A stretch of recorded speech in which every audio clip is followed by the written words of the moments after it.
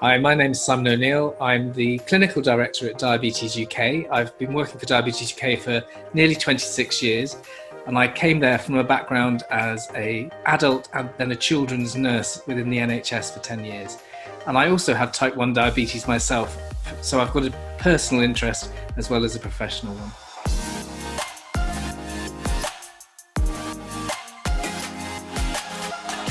Diabetes is one of the most common long-term conditions there are, but also one of the most devastating.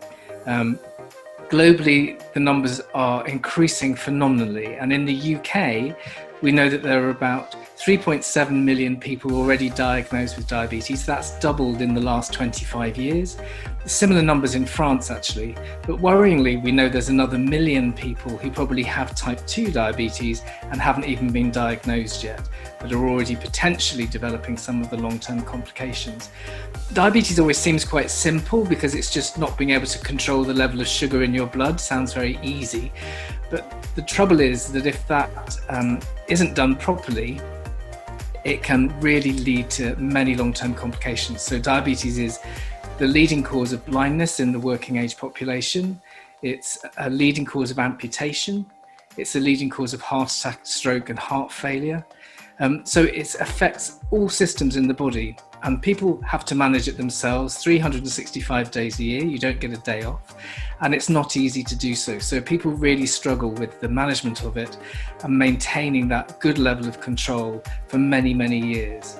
And they know that if they don't do that, then they can really be at risk of some really nasty complications. There's also been a problem historically that type 1 diabetes, where you need insulin from the moment you're diagnosed, your body just can't produce any insulin, so you can't manage the sugar, the glucose in your body. They've always thought of that as the severe or the serious type, because 100 years ago there was no treatment for it and you died basically. Type 2 diabetes, which tends to be linked to lifestyle, tends to happen in older age, tends to be linked to being overweight and not very physically active. People thought of that as the mild form of diabetes, and we know that's just not the case. Both forms are just as serious as each other, and both can lead to these devastating complications. And the sad thing with type 2 diabetes, as a population globally, we're becoming more overweight, we're seeing type 2 diabetes being diagnosed in younger and younger people, even in children. So people who've been diagnosed as a child with type 2 have a long life ahead of them trying to manage that at a high level of risk.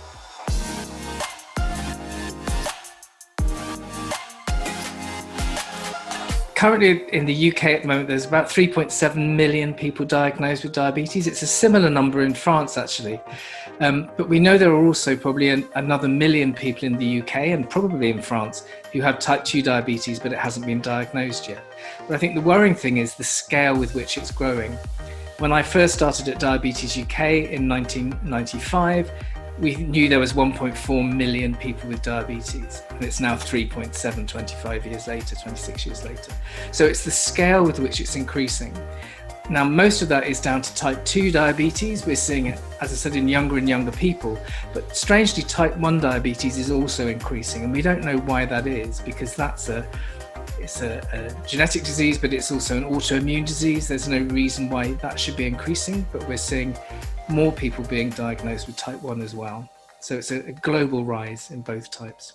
Because we don't know what triggers the immune response in the first place. So if we knew that, we could see whether that was increasing, but we don't know what that is.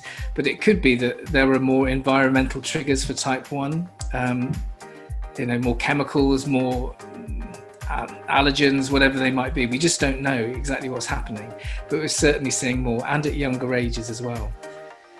Though strangely, most people think of type 1 as a childhood disease, and yet more people in the UK are diagnosed over the age of 20 with type 1 diabetes than under the age of 20.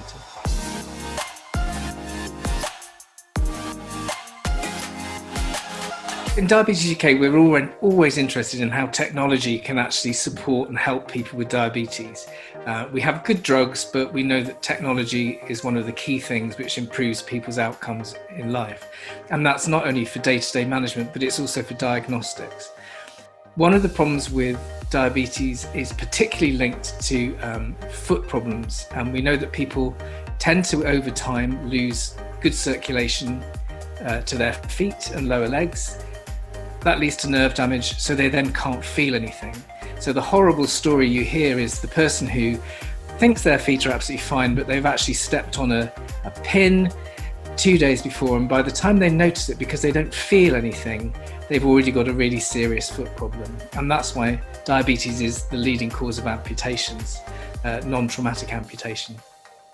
The sad thing is that if you can detect these problems early enough, you can prevent a lot of them, and most amputations could be prevented, up to 80% could be prevented, and 80% start very small and grow very quickly.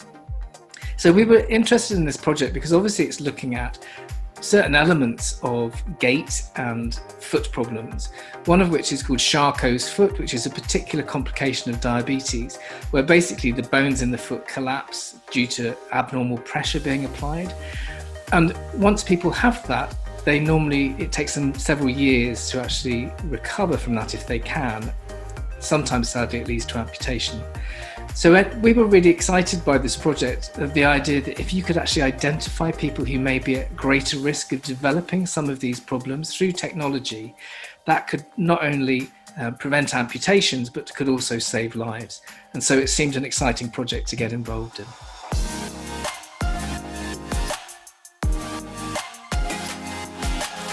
I think our involvement is really going to be around getting people with diabetes to take part in it, and I think that's quite exciting.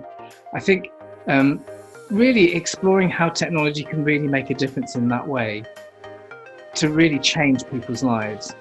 If we can find something that works, that is inexpensive and easy to use, that could be used widely across all people at risk of diabetic foot problems, then that could really be life-changing and game-changing in diabetes. So I think that's a really exciting opportunity.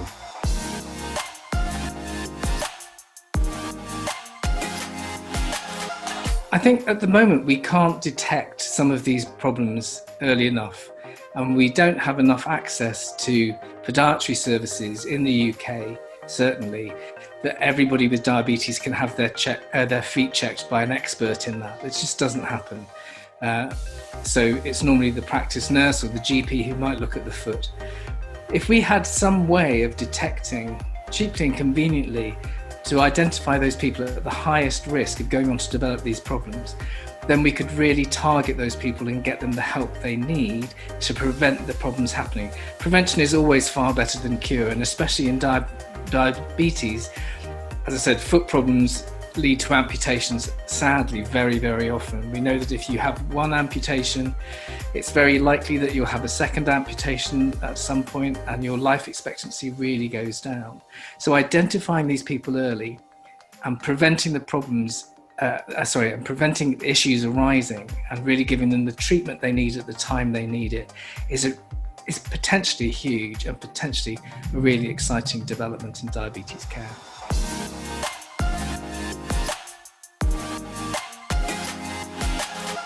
So in diabetes, technology is actually a really key part of the way we manage it. For years, we had insulin and insulin syringes, which we used to use, and tablets for type 2 diabetes. But over the last 15, 20 years, the amount of technology in diabetes care has just increased dramatically. So it's only since the 1980s that people have been able to test their own blood sugars at home using glucose meters.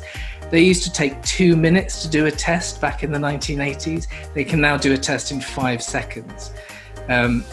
We've moved from having to prick your finger to do a blood test to continuous glucose monitoring, where you wear a small sensor. I've got one in my arm, lasts there for 2 weeks. It gives me a reading every minute of the day and alerts me if my blood sugars are changing. That technology is just life-changing for many people with diabetes. We've also got technology around the way insulin is delivered. So though people still do use syringes occasionally, most people use insulin pens or insulin pumps, which deliver insulin in a very different way and in a way which is much more like the body would naturally do. And when we combine those technologies together, as is happening more and more, we can get the blood glucose sensor that's measuring every minute to talk to the insulin pump, and suddenly you have an artificial pancreas it's actually working like somebody who doesn't have diabetes. They're not perfect yet, but they really take a huge burden off people. So technology is hugely important. And there's growing technology in terms of things which do assess risk. So retinal screening, actually having photographs taken of the back of your eye every year can identify problems, detect problems at the earliest stage so that treatment can be given much more quickly. That's why, though diabetes is still the leading preventable cause of blindness in the working population, the actual numbers every year is dropping because we're actually getting much better at doing that. So technology is being used widely, but there's always more we can do. And there's not a lot at the moment. Lots of people are working in these sorts of areas, but there's not much which will identify foot problems that easily. So there is always space for something new to come in, and technologies can really revolutionize care and really change the way care is delivered.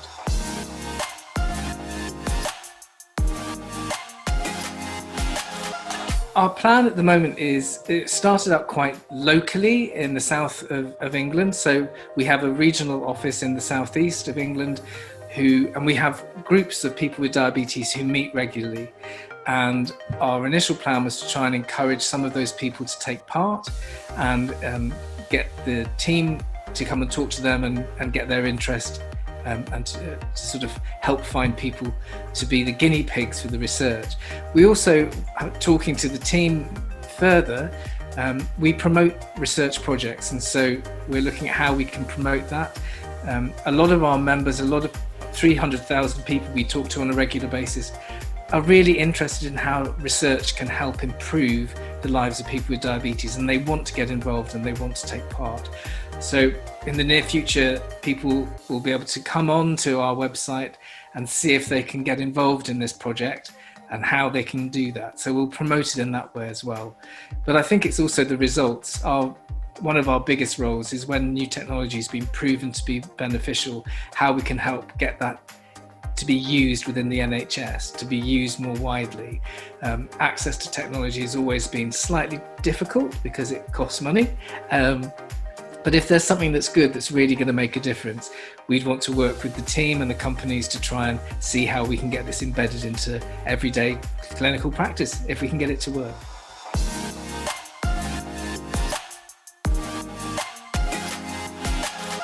I think a lot of the people we work with work specifically within the diabetes field. So this is slightly different for us. It's a partnership which has a wider connotation, obviously a real use in diabetes, but that's not the only thing this is about. And so when they approached us, we knew very little about the technology or what was trying to be achieved by this, but there seemed to be a link there that was worth exploring. And I think as a charity, we're trying to do that more. So I'm talking to other companies looking at other areas of care which normally we perhaps wouldn't have got so involved in, but trying to work with them to make sure that the views and feelings of people with diabetes get put into those projects at an early stage. Often we get people coming with a new technology or an idea of something they've developed, and they think they know what the picture is like because they know one person with diabetes. And of the 3.7 million people in the UK and the same number in France, that's how many different views there are of diabetes. And so what's been nice about this is being involved from an early stage, even in the sort of when the bid was being written to go for the research grant, being involved from that early stage has been really great to see. But as I said, it's just a different technology, one that we haven't thought about looking into before. So in that way, it's quite unique.